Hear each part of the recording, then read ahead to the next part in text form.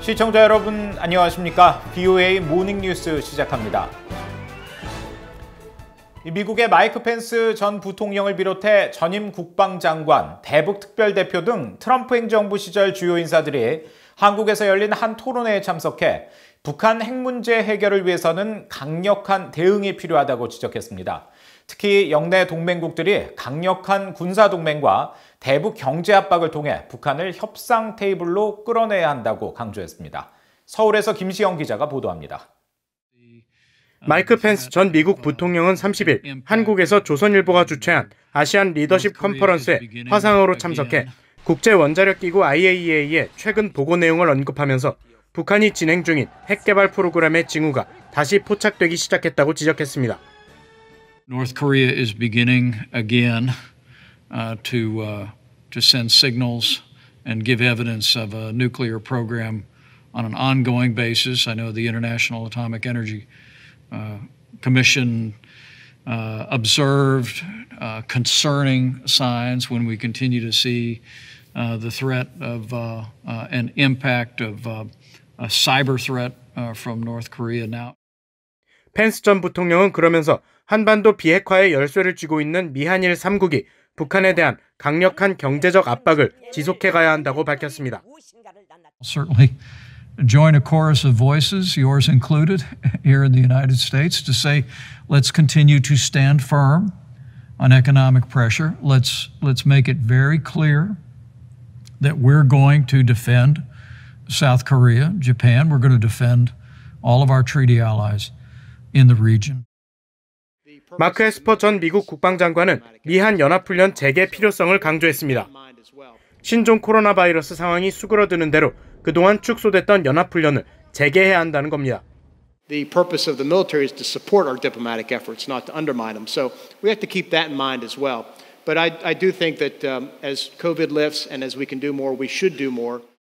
에스퍼 전 장관은 이어 한국은 미국과 일본, 인도, 호주 4개국 연합체인 쿼드의 한 부분이 되어야 하며 이를 위해 한국 정부는 지도력을 더 발휘해야 한다고 지적했습니다. 스티브 비건 전 국무부 부장관 겸 대북 특별대표는 미북 협상이 필요하다는 점을 강조했습니다. 미국은 북한에 대한 제재와 동시에 북한의 핵 포기를 위한 여러 혜택들을 제시했었다면서 미국이 이를 보여줄 수 있도록 북한이 노력해야 한다고 지적했습니다. Of course, sanctions remain in place. Of course, North Korea's weapons of mass destruction, particularly the nuclear programs, remain a deep concern for the United States of America. I'm not in any way suggesting that circumstances are favorable, but there are no obstacles for the two governments engaging now. 비건 전 부장관은 이어 북한이 하노이 회담 등 트럼프 행정부와의 대화에서 놓쳤던 기회를 바이든 행정부와의 협상에서는 잡을 수 있기를 바란다고 밝혔습니다. 비건 전 부장관은 토론회에서 바이든 미 행정부가 대화의 문을 열어놓고 있지만 한반도의 미래를 바꿀 수도 있는 협상에 임할지 여부는 김 위원장이 결정해야만 한다는 점을 강조했습니다. 서울에서 BOA 뉴스 김시영입니다. 미국 국무부가 북한의 비핵화를 목표로 거듭 제시하면서 외교를 통한 실용적 접근법을 취할 것이라고 밝혔습니다. 대북 제재를 완화하지 않겠다면서도 북한의 인도주의적 위기에는 예외를 둘 것이라는 원칙도 거듭 확인했습니다. 조상진 기자가 보도합니다. 국무부가 미국의 대북 정책은 북한 비핵화 목표를 향한 실용 노선이라는 점을 거듭 강조했습니다. 국무부 대변인실 관계자는 바이든 행정부의 대북 접근법에 북한의 제의할 구체적 비전이 담겨 있지 않다는 일각의 주장에 대한 BOA의 논평 요청에 미국의 대북 정책은 적대를 목표로 한 것이 아니라 해결을 목표로 한 것이라며 궁극적으로는 한반도의 완전한 비핵화를 달성하는 것을 목표로 한다고 답했습니다.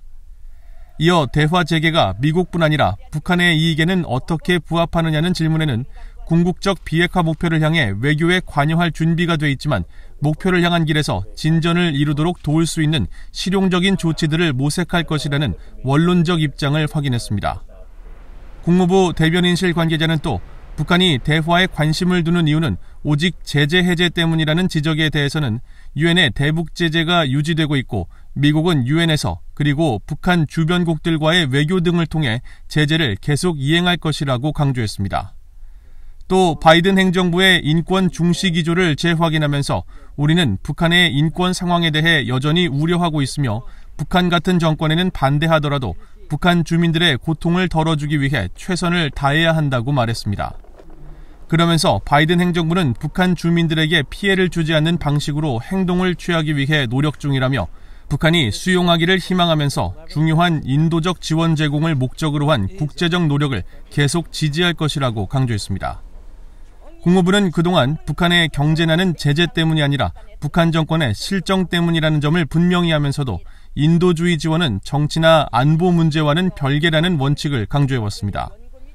앞서 국무부는 지난 3월 VOA에 미국은 유엔 안보리 대북제재위에서 인도주의적 지원에 대한 제재 면제 절차 간소화 노력을 주도해왔다면서 신종 코로나 바이러스 감염증 관련 지원과 제재 면제 승인 유효기간 연장, 인도주의 기관들의 제재 면제 신청 절차를 더 쉽게 하기 위한 지침 개정 등을 위해 노력해왔다고 밝혔습니다. VOA 뉴스 조상진입니다. 북한 노동당 39호실 고위관리를 지낸 탈북민 리정호 씨는 30일 한국의 북한 인권단체인 통일을 실천하는 사람들이 주최한 화상회의에 참석해 북한은 법치국가가 아니며 경제활동의 자유와 사유재산권이 보장되지 않는 나라로 민주주의와 자본주의 체제를 갖춘 국가들과 공동가치에 기반한 목표를 공유할 수 없다고 말했습니다. 그러면서 북한이 개혁개방을 통해 경제 제도를 바꾸고 한국을 적대시하는 정책을 철회해야만 경제협력을 위한 토대가 마련될 수 있을 것이라고 전망했습니다.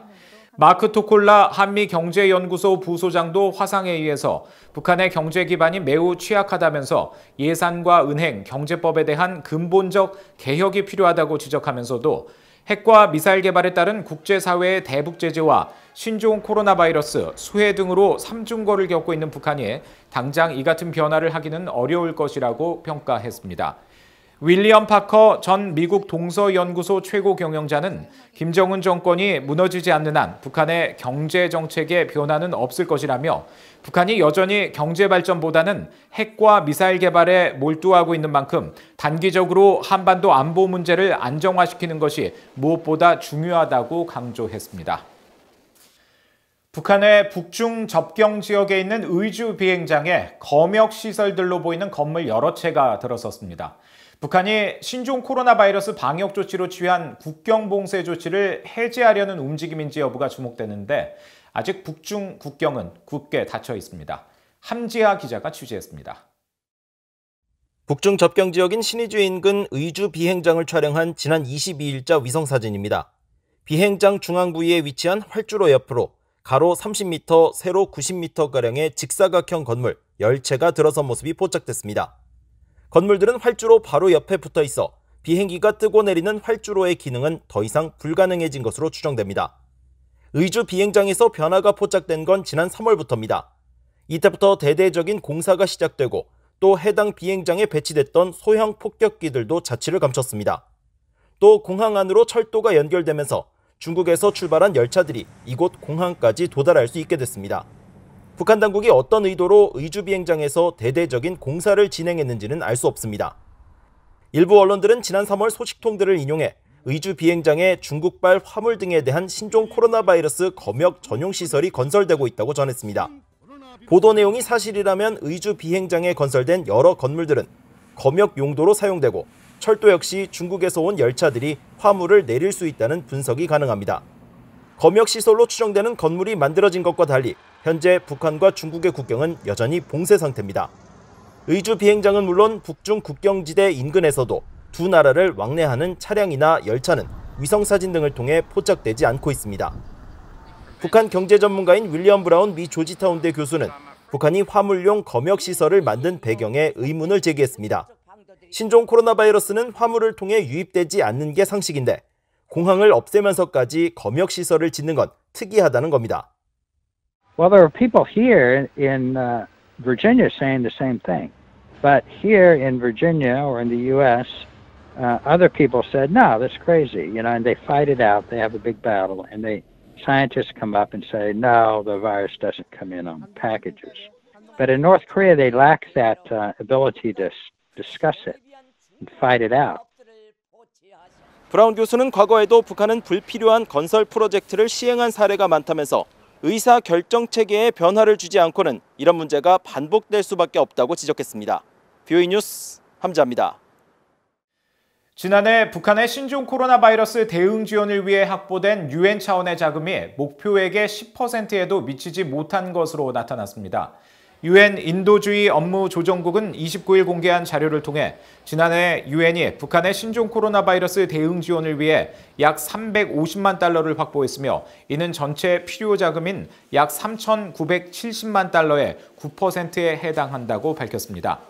UN 인도주의 업무조정국은 또 올해 인도적 지원이 필요한 나라와 지원 규모를 측정한 글로벌 인도적 지원 개요에 여전히 북한을 포함하지 않은 것으로 나타났는데 이에 대해 앞서 인도주의 업무조정국은 VOA에 북한 당국의 국경 봉쇄 조치로 현지 상황을 제대로 파악할 수 없는 등 북한 내 인도주의적 상황을 점검할 수 없기 때문이라고 밝혔습니다.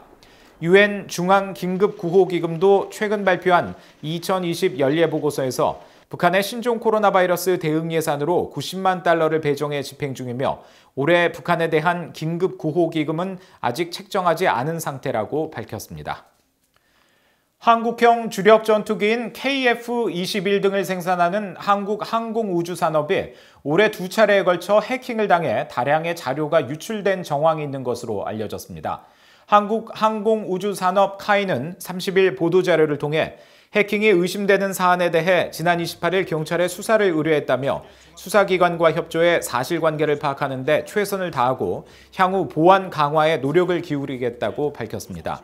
이에 대해 한국 국회 제1야당인 국민의힘 하태경 의원은 이날 보도자료를 통해 한국형 전투기의 설계도면과 관련 자료들이 유출됐을 가능성이 있다면서 앞서 한국원자력연구원에 대한 해킹과 비슷한 시기에 해킹이 이루어진 만큼 북한 정찰총국 산하 해킹 조직 김숙희의 소행일 가능성이 큰 것으로 파악하고 있다고 지적했습니다.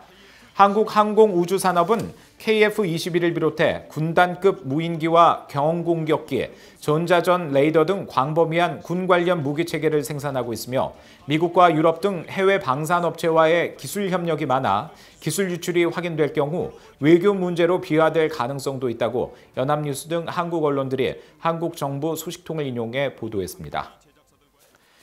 이상으로 VOA 모닝뉴스를 마칩니다. 함께해 주신 여러분 고맙습니다.